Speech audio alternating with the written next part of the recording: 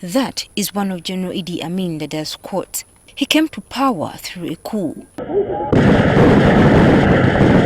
Amin ruled the country with an iron fist between 1971 to 1979 before he was overthrown by the Tanzanian army and various armed Ugandan groups based in Tanzania.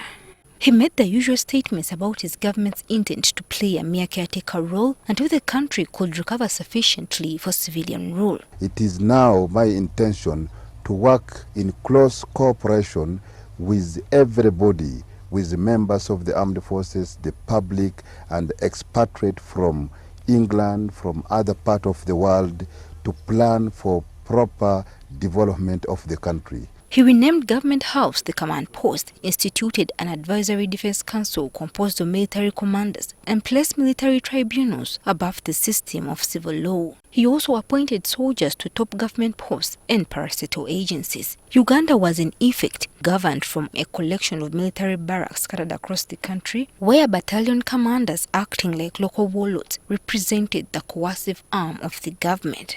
One of the people who served in the army during Idi Amin's rule is Major General Waswa Kasidi Gwanga. He clearly recalls how he joined the army. I had to join the army because it was Uganda army, and I was looking for a job. It was not Amin's army. Joining the army at that time wasn't about how educated one was, but rather was based on your appearance and whether or not you could handle a military life. Oh, you had to do some push-ups, good ones. Hey. At our age, they were 50. You had to go 50. Then you walk in. Without 50, get out. Hilary Maloba, who served as a captain in the army, believes that this is the reason why the armed forces were full of illiterate officers. The education was very low at that time. Those who were educated Africans were very few.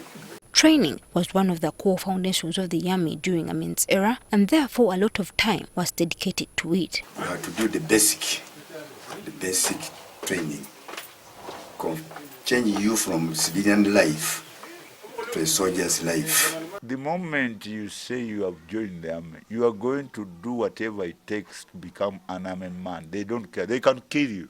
Maloba says training grounds were established for the various army disciplines, and all officers were under the tutelage of British and Israeli military officials. Basic was in Moroto, and then Officer Cadet was Jinja, and then the Paracommando was in Lubiri, where the Israelis were training us. Discipline within the army was another tenet that was never overlooked and overly emphasized. Discipline, yes sir. That was, you don't mess up. You go outside and you beat up people. What's going to happen to you? However, both Gwanga and Maloba agree that Amin's army was rife with tribalism, a factor which influenced the promotions of the soldiers. Especially the Muslims and the Northerners were now taking themselves as a big, For us, we are taking us small. Even the juniors will not even salute you. But it's embedded here in Africa. People feel insecure.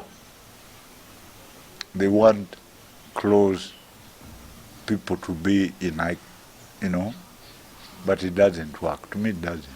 Whereas education was not a prerequisite of joining the army, Major General Kasidi Gwanga says that in the end, it also influenced the rankings within the force. If you were to be comfortable in that army of that time, you had to have all level. Then you'll be someone. That's that. The rest, nothing much. Kasidi Gwanga believes that Idi Amin was a great military man, but even great men make mistakes. To Gwanga, Amin's biggest mistake was to kill young soldiers, whom he suspected of being in cahoots with his political enemies to overthrow him. Because they were from certain tribes, but we were soldiers. Why did they have to die? In 1978, Uganda went to war against Tanzania. At that time, Tanzania's President Julius Nyerere made claims that Idi Amin wanted to annex some of its territories. However, according to Maloba, a fight between a Ugandan and a Tanzanian soldier over a woman near Tanzania's border in Mtukula is what actually led to this war. That was only the cause, because they were alive. And they exchanged bullets, and then that was the war. The war came up. So these ones went and destroyed the Kagera, ours. And then we claimed that land and that part now to be part of Uganda. And what's next? That's how the war emerged. Because Idi Amin had filled the army's top ranks with his relatives and supporters, Major General Kasirye Gwanga believes this cost him the Tanzanian war. He says that these officers were not experienced, so when the war broke out, their only worry was losing their wealth. The officer corps, we tried to have his own, and they were not educated. That's what cost us the war. To make matters worse, Amin had also swelled the army ranks with South Sudanese and Congolese nationals who had no loyalty to the Ugandan army. When Tanzanian forces attacked, they abandoned their Ugandan counterparts. Why are we fighting for? Why should we die for?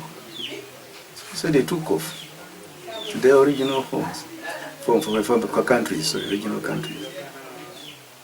And if the true Ugandans remain.